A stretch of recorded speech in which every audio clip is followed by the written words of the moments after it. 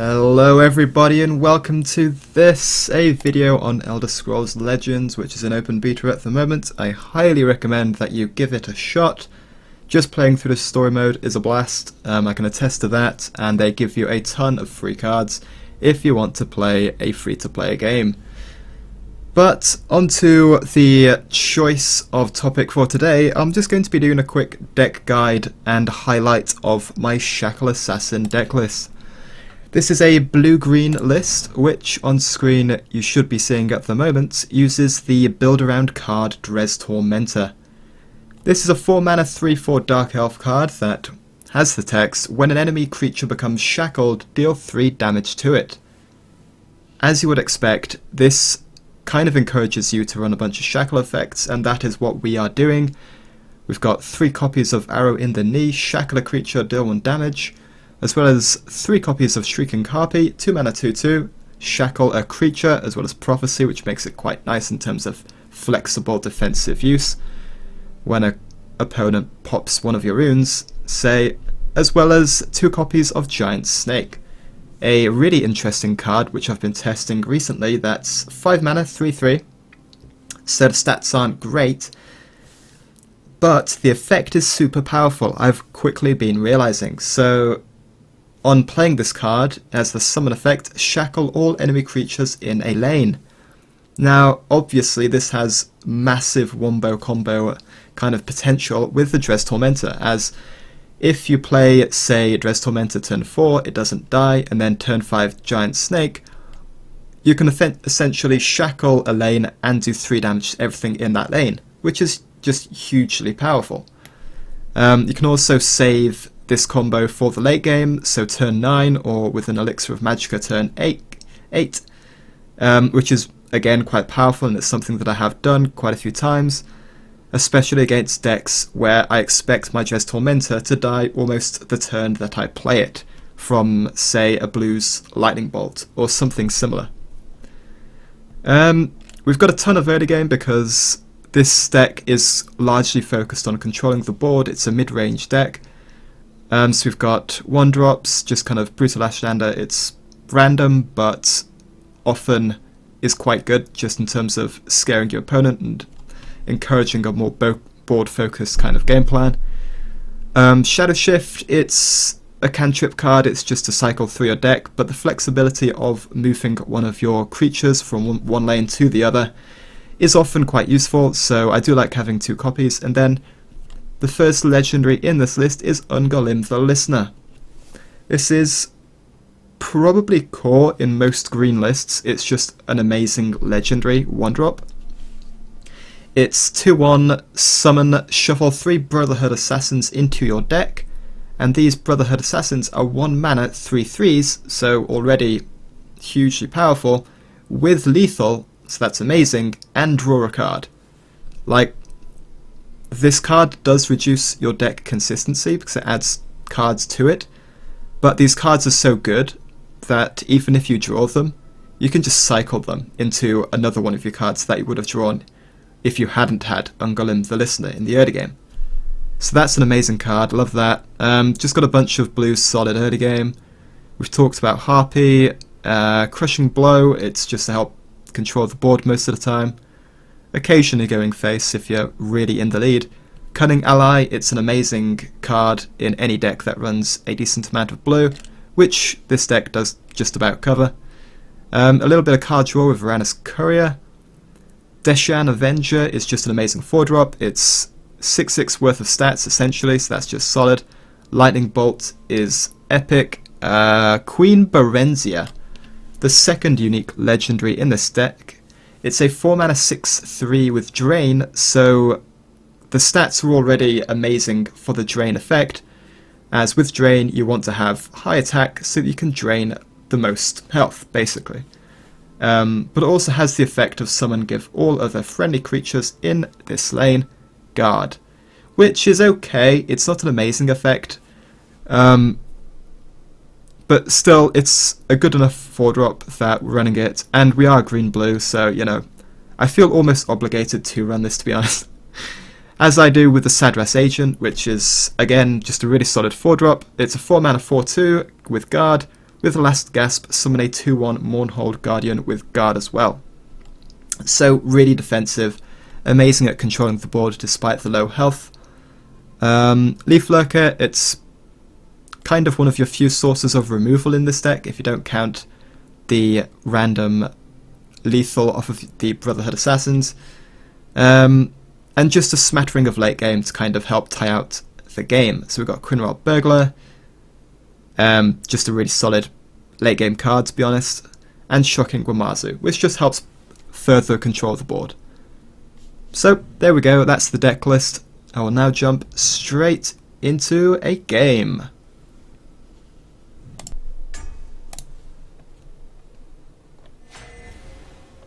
Okay, Severus 236. Okay, we've got a 1-drop, which is good. We don't have the Elixir of Magicka since we're not going second, so keeping a 4-drop is really questionable. I'd rather find a 2-drop or a 3-drop. There we go, that's good. That is a bunch of good cards to keep. So there we go. I read somewhere on a forum that typically if you're ahead you want to be playing minions in the left lane so that you force your opponent to contest them in the same lane, and then you can do tricky stuff in the right lane when you want to. That's just an observation that I've seen in a forum somewhere. I don't know where. It might have been Reddit, perhaps. Reddit, the fount of all knowledge that it is. Okay, he's using Elixir on a 3-drop. Okay, cool. That is fine. We shall murder it swiftly and move on with our lives. He hasn't really been able to stick a minion, and that is something we want to keep being the case. Oh wow. As this being a battle mage deck, he really does want to leave a minion on the board for a turn so that he can then buff it with multiple kind of weapons. So here obviously we don't have anything we can do against that other than throw something in the way. And we don't particularly want to attack here either, to be honest, as he is the aggressor in this matchup. Despite us getting the early life lead, he is most definitely the scary deck in terms of sheer aggression. So yeah. Basically, if we don't get something like the god, what is it? The thing that executes the 4/3/5 mana that kills an injured minion, we're going to be in a very bad shape. So we probably will shackle that a turn just to delay it. In fact, we might just do this, to be honest. Okay, this is much better. There we go. I am happy doing that. This way, if he can't deal with this, which is actually quite likely, we can just go boom into there with Crushing Blow, and that is a pretty good turn for us. Okay, so this is a super aggressive deck. I mean, typically battle mages, the mix of strength and intelligence, red-blue, is hyper aggressive anyway. So that's just a matchup kind of knowledge thing that really does help your win rate in terms of what you might expect from certain combinations of attributes or colours. So unfortunately he did block our attack into that, so we're probably going to have to Crushing Blow into that one just to clear the way, which does suck. Before we do that, I'm tempted to do that, but that kind of screws up our turn in terms of what cards we might play otherwise, as we do want to do kind of 3 into 3, really. So yeah, I guess we'll save that for a turn down the line. So let's play that there. We don't really want to be attacking in.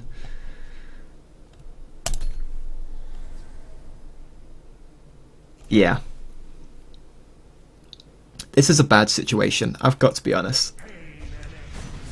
If you don't deal with this swiftly, it's a very scary card. It's a really cool card as well. I love the design in it. It's like an early game kind of snowball-y thing, which is quite cool. Ooh, that's good. So that plus Brutal Ashlander means that we can do essentially 3 damage randomly on one of his minions plus 5 damage randomly.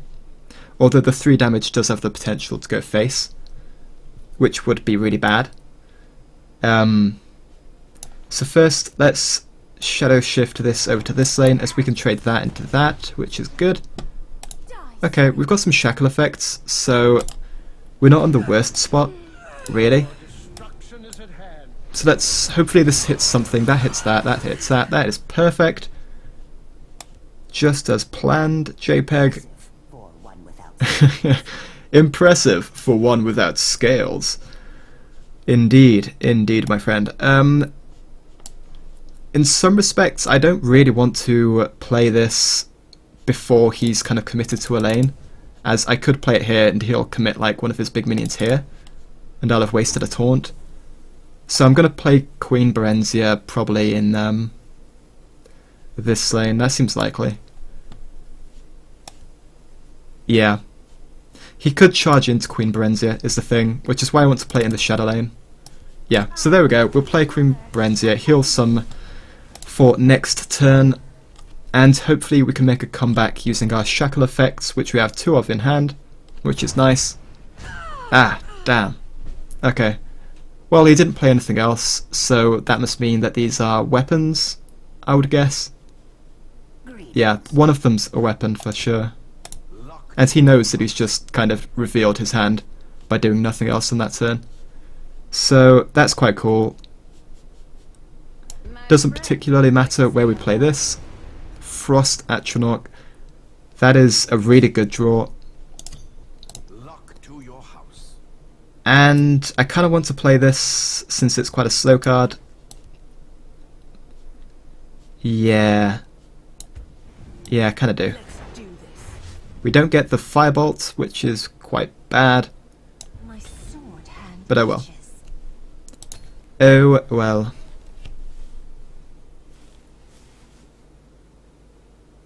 So if he draws a minion, okay, so he might just stack everything in his hand on this. That would be semi-reasonable. But if I have any kind of damage or control effect like Shackle, he'd basically lose the game on the spot, which is why he's not going to commit to it. I could be misreading his hand, but I do believe that he's just got weapons in hand. And I do actually like this inclusion in the kind of mage with weapons deck. It's okay. Like a 2-mana 2/3 with good effect is just really solid. Like you can't really complain about that. So here he hasn't committed to a lane yet, so I still don't really want to play anything particularly. I also, however, don't want to be playing my Leaf Lurker, Arrow and the Knee kind of combo, as this is not really worth that. So I'm going to play this in this lane. I've still got a taunt here, and I can play this in the next lane, should I need to. And I'm going to start going face. I should have actually not played that first, however, but you know what? Does not matter. Kind of tempted to Shrieking Harpy that as well. You know, I'm going to do that. It stops him from kind of going all in on this in terms of weapons. And that is good for us, as he is the aggressor. I didn't realise, but we've actually got an even matchup in terms of rank. Rank 3, this rank 3. Tower Brothers. Okay, so he had a bunch of weapons, as we expected. Plus Fiery Imp. Okay, so that was a decent turn by him. Unfortunately, we can just kind of murder that horrifically. So, yeah. We're still in a pretty solid spot. We're still controlling the board. Yeah, pretty happy about this, to be honest. And at this point we might as well... Actually, there is a reason not to commit more to the board, because if he has Burn and Pillage, which does like AoE damage based on how many runes he's destroyed, he could actually do 3 damage to my entire board. That's interesting. Okay. So in that respect, we don't want to attack in. But at the same time, if we don't, we never win the game. Which is kind of important. Obviously here, 2 damage is not worth the rune breaking, unless he has like Triumphant Jarl, in which case we'd probably win next turn anyway. So it's a bit of a toss-up, really. Well, he's going to be able to do damage to my face with the imp anyway, so yeah, it's not worth attacking in. So what I'm saying there, if you couldn't follow my mumblings, was that if I attacked in there, on the downside I pop a rune, but on the upside I kind of play against Triumphant Jarl, as that gives cards if you have more health than your opponent. But I realised that with Flame Imp in play, he can still kind of destroy my health total enough so that Triumphant Jarl, if he had it, would be active for him. So yeah, that was kind of my reasoning for that line of play last turn.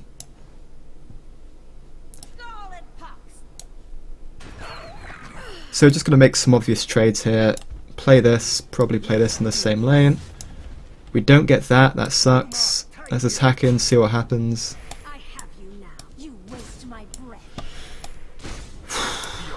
This is kind of the last hurrah. I'm just going to shackle that because whatever.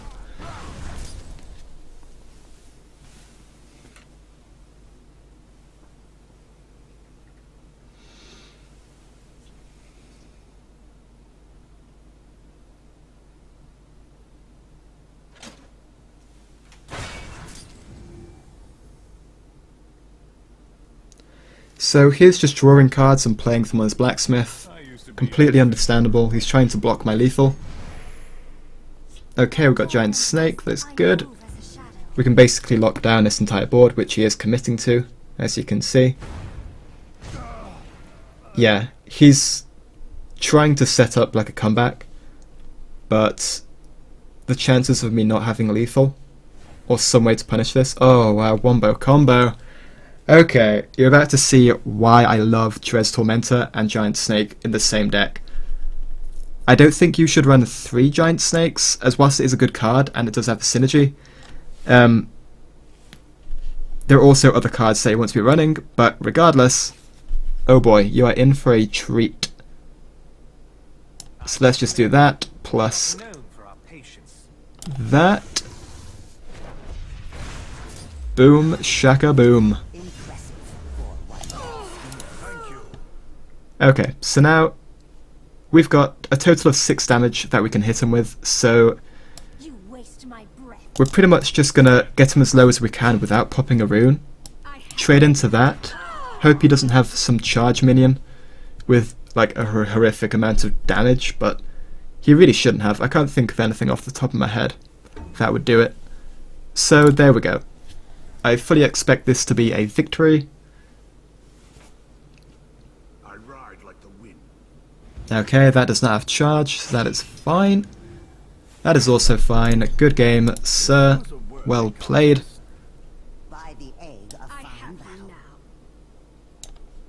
There's no real prophecy card that could allow him to come back here, so don't really have to worry.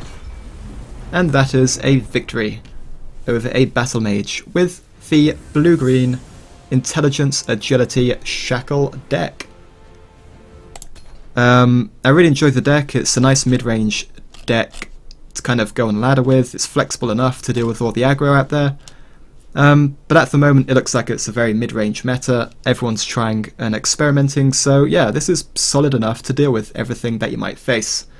And the Shackle synergies are just really cool. Giant Snake is a super fun card. Yeah, if you don't have the legendaries, don't worry, you can just swap them out for things that are just really solid. Hell, even some of the epics you don't really need. Like, you don't really need 2 Giant Snakes. I just run it because it's fun. Like, just swap in solid cards. As long as you have Dres Tormentors and some Shackle effects, you're pretty much good to go. Just throw in solid cards that aren't bad, and yeah, have fun, basically. So that's the end of my video. Hope you enjoyed. If you like, feel free to like, and if you want to see more, feel free to drop a sub, as I will be doing more of these kind of deck highlights. I might base them off of the Team Prophecy meta snapshots, which is kind of the meta snapshot kind of best decks for Elder Scrolls Legends. I will Hopefully remember to stick a link in the description for that for you guys. But otherwise, yeah, that's the deck in action. Hope you enjoyed, and I'll be seeing you in the next one.